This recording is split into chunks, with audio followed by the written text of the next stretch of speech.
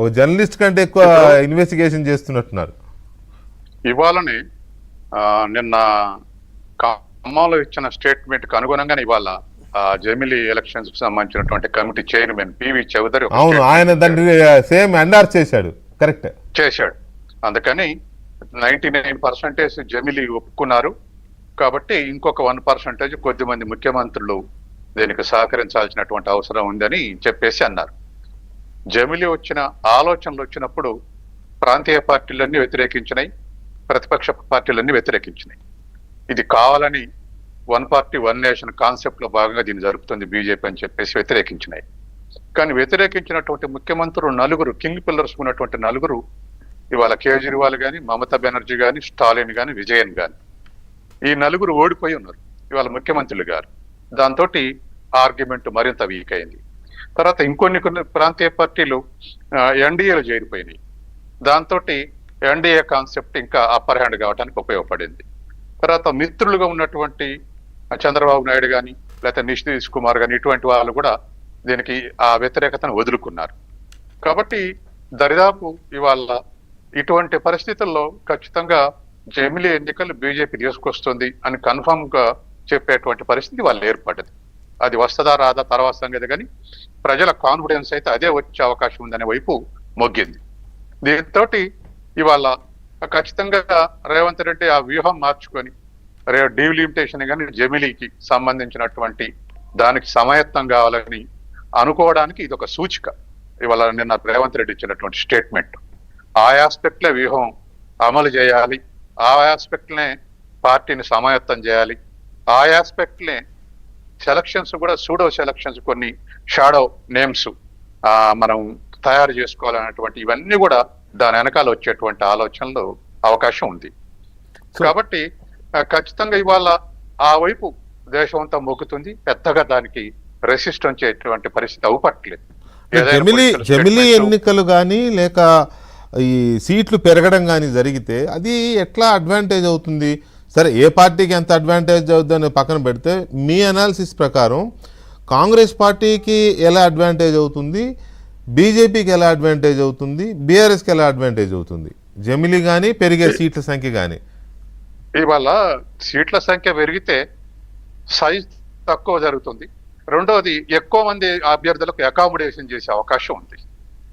అది ఖచ్చితంగా కాంగ్రెస్ కు బీఆర్ఎస్ కు అడ్వాంటేజ్. ఎందుకంటే ఇలా ఈ రెండు పార్టీలు రాష్ట్రంలో పెద్ద పార్టీలు కాబట్టి అందరినీ కూడా అకామిడేట్ చేసే అవకాశం ఉంది.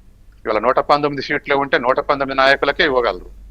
కానీ మరొక 60 మందికో 60 మందికి సీట్లు ఇచ్చేటువంటి అవకాశం ఉంది. కాబట్టి నాకు టికెట్ ఇవ్వలేదని మరో పార్టీకి మారేటువంటి అవకాశం లేదు. అందుకని ఎక్కువ మంది ఇప్పుడు కౌన్సిల్, రాజశేఖర్ ఉన్నప్పుడు కౌన్సిల్ ఎందుకు తెచ్చారు? సంఖ్య ఎక్కువైంది, ఆశించే వాళ్ళ సంఖ్య ఎక్కువైంది, అందరిని ఎమ్మెల్యేలు చేయలేకపోయిండు కాబట్టి ఎమ్మెల్సీలుగా చేసేటువంటి అవకాశం ఏర్పడింది. ఇట్లా మిగతా పార్టీలు కూడా అలాగే అకామిడేట్ చేసుకుంటూ వస్తున్నాయి. ఇవాళ సంఖ్య పెంచడం వల్ల సైజ్ తగ్గుతుంది. దాంతో ఎక్కువ మంది నాయకులకు అకామిడేట్ చేసే అడ్వాంటేజ్ వీళ్ళిద్దరికి ఉంది. తర్వాత బీజేపీకి రాష్ట్రంలో అది ఒక డిసడ్వాంటేజ్. ఎందుకంటే రేపు మొన్న నడ్డా ఇచ్చినటువంటి స్టేట్మెంట్ కూడా అదే, మిగతా పార్టీలకు తలుపులు తెరవండి, మిగతా పార్టీ నాయకులు చేర్చుకోండి అని. ఇవాళ రాని వాళ్ళు బీజేపీలు చేరే అవకాశం ఉంది. రెండు పార్టీలు రాని వాళ్ళ సంఖ్య తగ్గుద్ది. ఇవాళ కాంగ్రెస్ లో ఎమ్మెల్యే టికెట్ రాని వాళ్ళు కానీ, బీజేపీ బీఆర్ఎస్ లో టికెట్ రాని వాళ్ళు కానీ సంఖ్య నిజానికి కూడా బీజేపీకి 119కే చాలా చోట్ల క్యాండిడేట్స్ లేరు, వాళ్ళకి అభ్యర్థులు వెతుకునే పరిస్థితి. ఇప్పుడు అందుకే నడ్డా అది స్టడీ చేసే సరిపోను వాళ్ళకి. ఇప్పుడు బీజేపీకి రాజకీయ పలుకుబడింది రాష్ట్రంలో, నో డౌట్ అబౌట్ ఇట్. అదే విధంగా నేషనల్ ఎలక్షన్స్ లో వాళ్ళకి అడ్వాంటేజ్ ఉంటుంది, పార్లమెంట్ ఎలక్షన్స్ లో అడ్వాంటేజ్ ఉంటుంది.